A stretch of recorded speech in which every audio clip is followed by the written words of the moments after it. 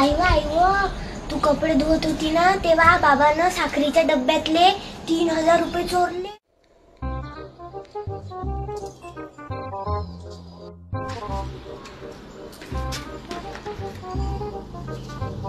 स्वाती, हे घे.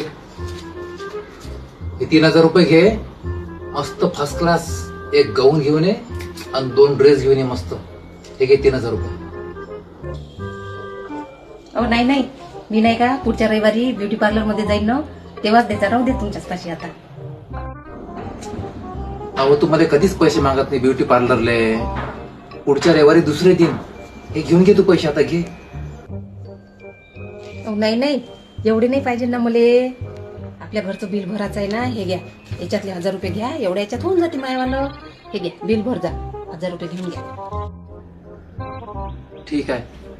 तो मी काय म्हणतो, अर्धा किलो मटण आणि त्यासाठी 1 पाव पनीर घेऊन येतो.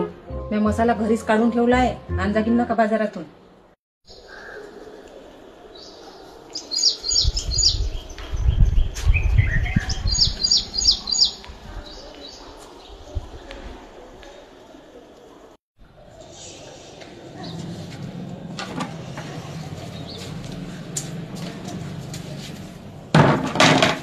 माणूस तर आजपर्यंत पैशासाठी कधीच पिघललं नाही गड्या.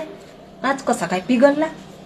मला 3000 रुपये दिले म्हणजे आज मी लय स्मार्ट दिसत असन गड्या. म्हणूनच तर मला 3000 रुपये दिले या माणसानं. आई व तू कपडे धुवत होती ना तेव्हा बाबानं साखरेच्या डब्यातले 3000 रुपये चोरले. हो का व? खरंच काय? लहान चोट्यावानाचा माणूस आहे बाई ह्या. जाय बरं बाई, साखरेचा डबा घेऊन ये बरं माझ्याजवळ.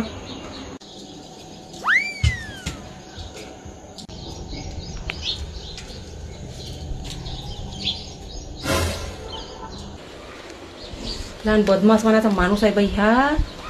मायेच पैसे साखरेच्या डब्यातून चोरले ना मलेच 3000 रुपये दिले आणि अजून म्हणते चांगल्या साड्या घेऊन ये जो.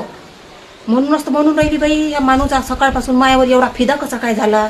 मायाच पैशाचं मटण आणतो म्हणते आणि तुला चांगलं पनीर खाऊ घालतो म्हणते.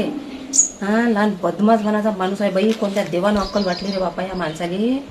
एवढा नवरा नशिबात भेटला रे देवा. मला तर भेटला कोणाला देऊ नको बापा या असा नवरा. काय बदमाश मनाचा माणूस आहे ह्या. चाला बी गेला पैसे कुरू घेऊन. आत्ता येऊ दे घरी, काढतो चांगली वरात.